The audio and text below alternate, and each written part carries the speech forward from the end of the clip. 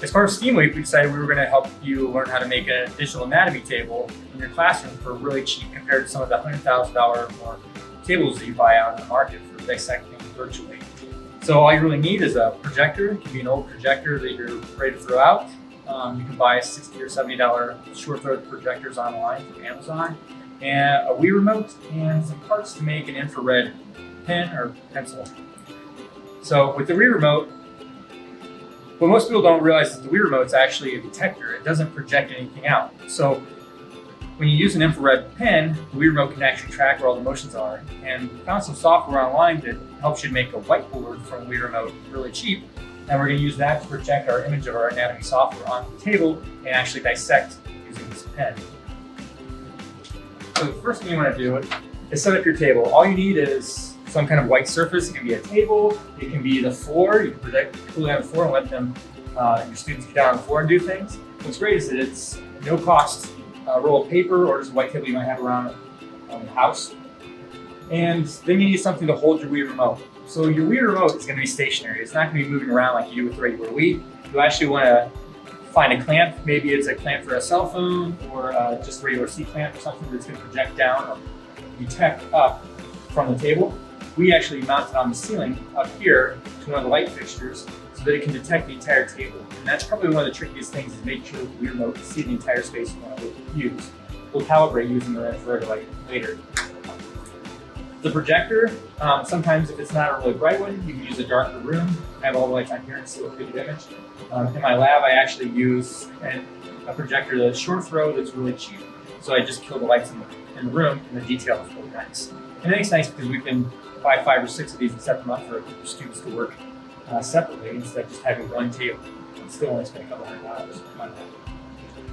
And then you can get these little pens. These are great. I bought a whole bag of them for about $13 or $14 for my kids. They're actually for spy kids. So they can pull this apart. They can write on something with the marker. And then they would show the ultraviolet light to make it glow. All I did is I took the ultraviolet light out and I swapped it out for an infrared light. So on average, these are maybe $1 or less. The light bulb's a quarter to 50 cents, and then you have a light pen. And light pen, one of the problems with using an infrared light is that you can't see with your naked eye. So you have to take an Android phone and look at the light, and you can turn it on and off and see when it's lit up. So when I push this button, wherever I push the button, the Wii remote detects. So I can draw lines, I can write, I can use software like OneNote. You can actually make this a big notepad or a drawing pad for kids. It doesn't even have to have the anatomy software. You can't do this with an iPhone because an iPhone doesn't look for the infrared light. So it has to be an Android phone.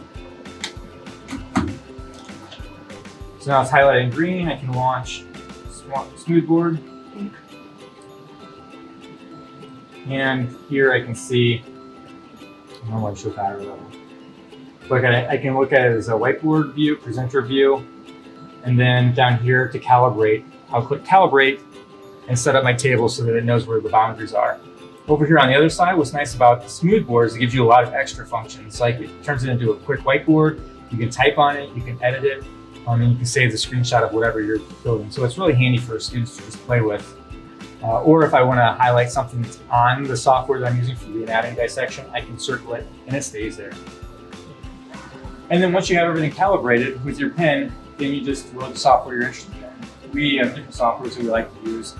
Some are free all the time, some are free trials, and it's up to you on what you want to try and play with. Everything from 3D4 Medical to Athena Hub are really great. Some are for veterinary medicine, some are for human medicine. Some are just fun to play with because you can actually look at cadaver slices and you can change it and have it just a 3D model of skeleton or skin or bones. You can add different layers, you can dissect and go through it. So this is a really great, inexpensive way to bring anatomy dissection into your classroom. There's no smell, there's no mess, very low cost, and the worst thing that could happen is that the students break a $1 pen or rip the butcher paper. If you have any questions or need any help with setting anything up, you can reach out to OSF Innovation. We're glad to help when we can.